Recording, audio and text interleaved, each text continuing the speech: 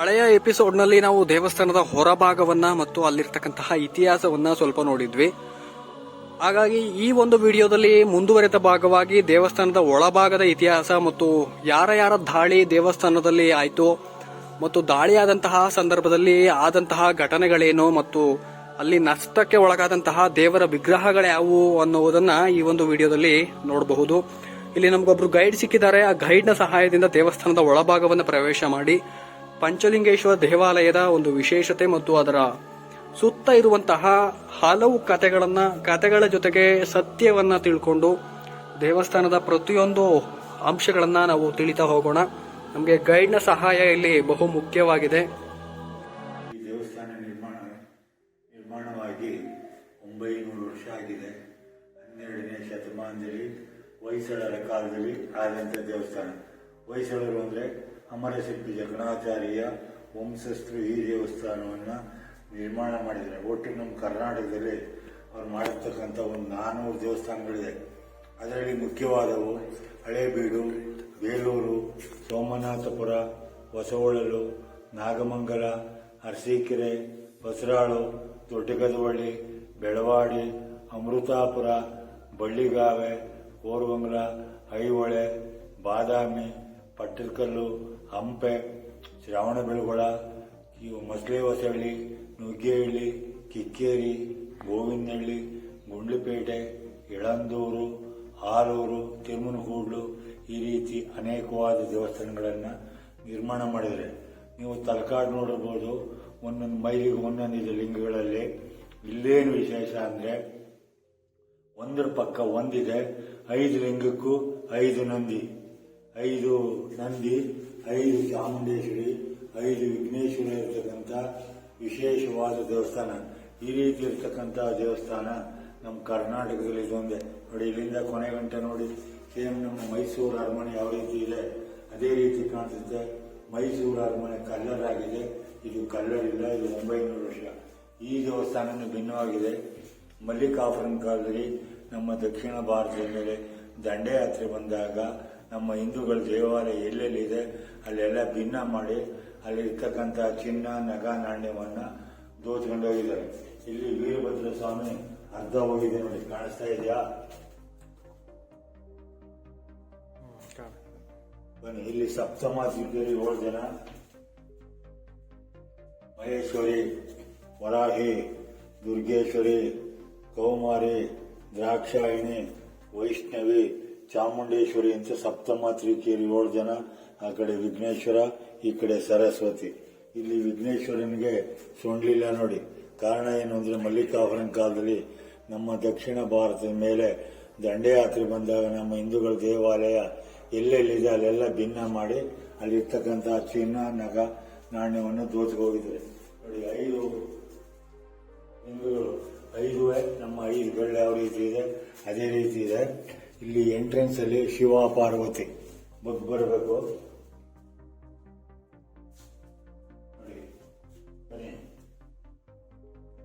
ಸಜ್ಜೋಜಾತೇಶ್ವರ ಕಾಣಿಸ್ತಾ ಇದೆಯಾ?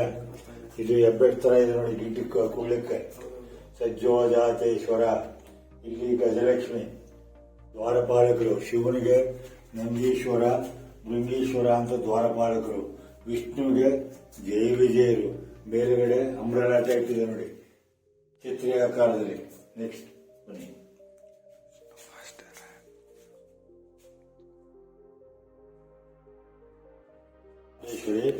ಆದ್ರೂ ಬಳಪದ ಕಲ್ಲು, ಆದ್ರೂ ಸೌಂಡ್ ಮಾತ್ರ ಮೆಟಲ್ ಸೌಂಡ್ ಬರುತ್ತೆ ನೋಡಿ, ಕಂಚಿನ ಸೌಂಡ್ ನೋಡಿ.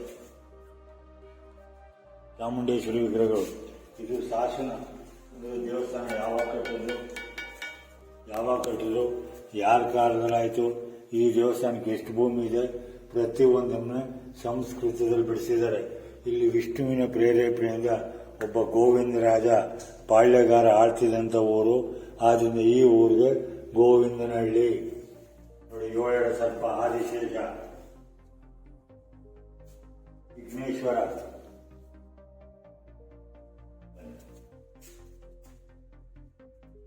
ವಾಮದೇವೇಶ್ವರ ಅಂತ ನೋಡಿ. ವಾಮದೇವೇಶ್ವರ ಇದೊಂದು ಸ್ವಲ್ಪ ಎತ್ತರವಾಗಿದೆ ನೋಡಿ, ಕಾಣಿಸ್ತಾ ಇದೆಯಾ? ಕಾಣಿಸ್ತಾ ಇದೆ. ಇಲ್ಲೂ ಅಷ್ಟೇ ಗಜಲಕ್ಷ್ಮಿ ಲೇಸ್ ಬಾರ್ಡರ್ ತರ ಇದೆ, ಹೂವಿನ ಬಳ್ಳಿ ನೋಡಿ. ಇಲ್ಲೂ ಅಂಬ್ರೆಲಾ ಟೈಪ್ ಇದೆ ನೋಡಿ. ಗಜಲಕ್ಷ್ಮಿ ಮಾಮೂಲಿ ತೊಡೆ ಮೇಲೆ ಪಾರ್ವತಿ ಕೂತಿರೋದು, ಶಿವ ಪಾರ್ವತಿ. ಇಲ್ಲಿ ಮಕ್ಕಳಿಬ್ರು, ವಿಘ್ನೇಶ್ವರ, ಈ ಕಡೆ ಸುಬ್ರಹ್ಮಣ್ಯ ಸ್ವಾಮಿ.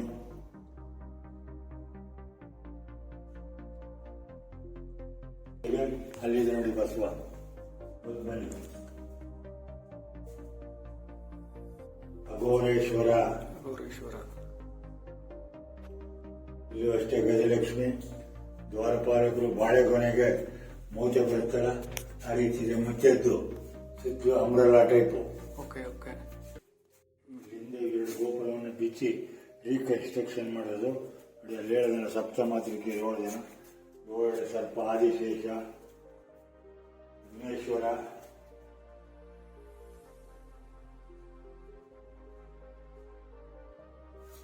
ಬನ್ನಿ. ತತ್ಪುರುಷೇಶ್ವರ ಅಂತ ಈ ಮೂರ್ತಿ ಹೆಸರು. ತತ್ಪುರುಷೇಶ್ವರ. ಗುರುಗಳಿಗೆ ಲೈಟ್ ವ್ಯವಸ್ಥೆ ಏನೂ ಮಾಡಿಲ್ಲ ನೋಡಿ. ಇದು ಹೊಸ ಕಲ್ಲು, ಲೈಟಿಂಗ್ ವ್ಯವಸ್ಥೆ ಇದೆ. ಕರೆಂಟ್ ಬಿಲ್ ಕಟ್ಟಿಲ್ಲ ಡಿಪಾರ್ಟ್ಮೆಂಟು. ವಿಘ್ನೇಶ್ವರ, ಇದು ನಮ್ಮ ಇರಬೇಡ ಯಾವ ರೀತಿ ಇದೆ ಅದೇ ರೀತಿ ಇದೆ. ಈಶಾನ್ಯೇಶ್ವರ ಸಣ್ಣಕ್ಕೆ ಉದ್ದಕ್ಕಿದೆ ನೋಡಿ, ಹೋಗಿ ಒಳಗಡೆ. ಈಶಾನ್ಯೇಶ್ವರ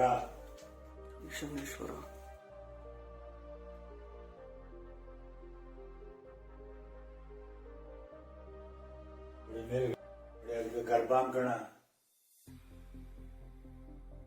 ಇದಕ್ಕೆ ಶಾಂತಲಾದೇವಿಯವರು ನರ್ಸನ ಮಾಡ್ತಕ್ಕಂಥ ಸ್ಥಳ ನೋಡಿ. ಸುಬ್ರಹ್ಮಣ್ಯ ಸ್ವಾಮಿ ನವಿಲ್ ಮೇಲೆ ಕೂತಿರೋದು. ಚಾಮುಂಡೇಶ್ವರಿ ನೋಡಿ. ಇದು ಬಸವ ಚಿಕ್ಕದು, ಇದಕ್ಕಿಂತ ಅದು ದೊಡ್ಡದು, ಅದಕ್ಕಿಂತ ಅದು ಒಂದಕ್ಕಿಂತ ಒಂದು ಉನ್ನತವಾಗಿದೆ. ಫೋಟೋ ಗಿಟೋ ತಗೊಂಡು ನಿಧಾನ ಬರ್ತೀರಾ?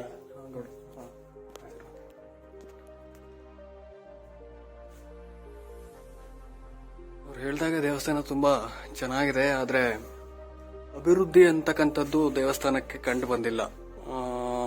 ತಕ್ಕ ಮಟ್ಟಿಗಿದ್ರೂ ಕೂಡ ಇನ್ನೂ ಕೆಲವು ಅಭಿವೃದ್ಧಿ ಆಗಬೇಕಾದಂತಹ ದೇವಸ್ಥಾನ ಇದು ಅಂತ ಅನಿಸ್ತಾ ಇದೆ ನನಗೆ. ಯಾಕಂದ್ರೆ ವಿಶೇಷವಾಗಿ ಕೆತ್ತನೆಗೆ ಒಳಪಡಿಸಿದ್ದಾರೆ. ಪಂಚಲಿಂಗ ದೇವಸ್ಥಾನ ಇದು.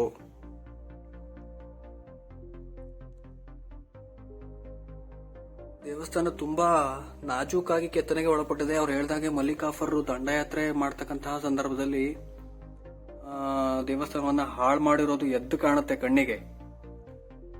ಇಲ್ಲಿ ಮಹಿಷಾಸುರ ಮರ್ದಿನಿ, ಎಮ್ಮೆ ಮತ್ತು ರಾಕ್ಷಸ, ನಾನು ಹೊಸೊಳಲು ದೇವಸ್ಥಾನದಲ್ಲಿ ಹೇಳಿದ್ನಲ್ಲ ಅದೇ ಸೇಮ್ ಪಿಕ್ಚರ್ ಇಲ್ಲಿ ಕಾಣಬಹುದು ನೀವು. ಇಲ್ಲೂ ಕೂಡ ಎಲ್ಲಾ ಧರ್ಮಗಳನ್ನ, ಎಲ್ಲಾ ಪಂಥಗಳನ್ನ ಪೋಷಣೆಗೆ ಒಳಪಡಿಸ್ತಕ್ಕಂಥದನ್ನ ಕಾಣಬಹುದು ದೇವಸ್ಥಾನದಲ್ಲಿ.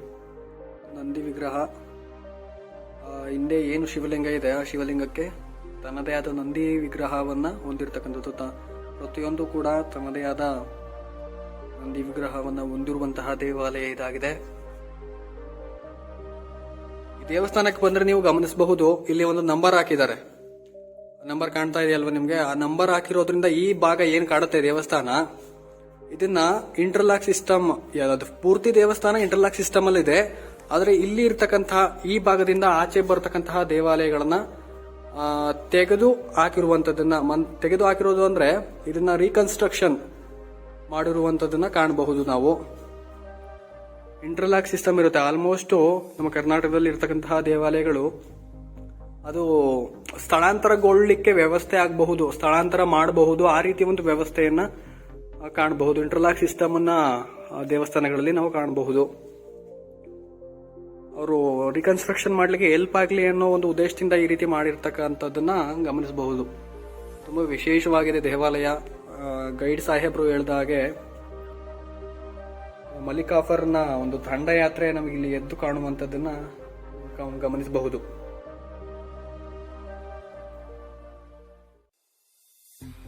ತತ್ಪುರುಷೇಶ್ವರ ನೋಡಬಹುದು ದೇವಸ್ಥಾನ.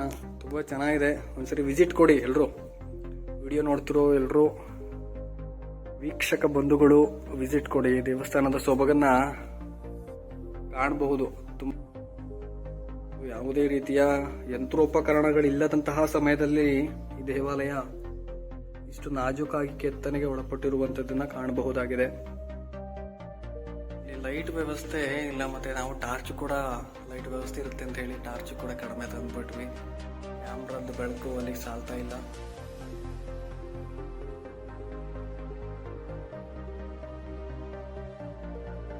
ಹಾಗೆ ಬಂದ್ರೆ ಇಲ್ಲಿ ಗಣಪತಿ ಕಾಣ್ತದೆ.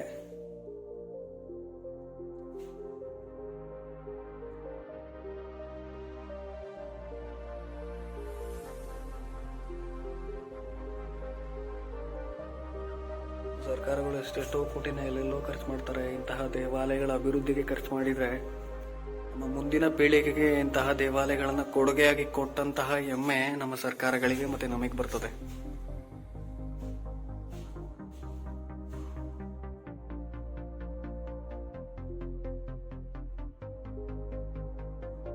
ಶಿವ ಮತ್ತೆ ಪಾರ್ವತಿ ತೊಡೆ ಮೇಲೆ ಕೂರ್ಸ್ಕೊಂಡಿರುವಂತದ್ದು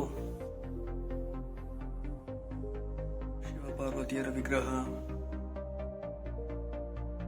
ತುಂಬಾ ಚೆನ್ನಾಗಿದೆ ದೇವಸ್ಥಾನ. ಒಂದ್ಸರಿ ವಿಸಿಟ್ ಮಾಡಿದ್ರೆ ಮನಸ್ಸಿಗೆ ಏನೋ ಒಂಥರ ಉಲ್ಲಾಸ. ಇದಿಷ್ಟು ಈ ಒಂದು ದೇವಾಲಯದ ಒಂದು ಪಕ್ಷಿ ನೋಟ. ಮುಂದಿನ ವಿಡಿಯೋದಲ್ಲಿ ಇಂತಹುದೇ ದೇವಾಲಯಗಳನ್ನ ನಿಮ್ಮ ಮುಂದೆ ಹೊತ್ತು ತರ್ತೇನೆ. ಅಲ್ಲಿಯವರೆಗೆ ನಮ್ಮ media tech info Kannada YouTube channel ಅನ್ನ ಸಬ್ಸ್ಕ್ರೈಬ್ ಮಾಡಿ. ಹೊಸ ವಿಡಿಯೋಗಳ ನೋಟಿಫಿಕೇಶನ್ಗಾಗಿ ಬೆಲ್ ಬಟನ್ ಪ್ರೆಸ್ ಮಾಡಿ. ಜೈ ಹಿಂದ್, ಜೈ ಕರ್ನಾಟಕ ಮಾತೆ.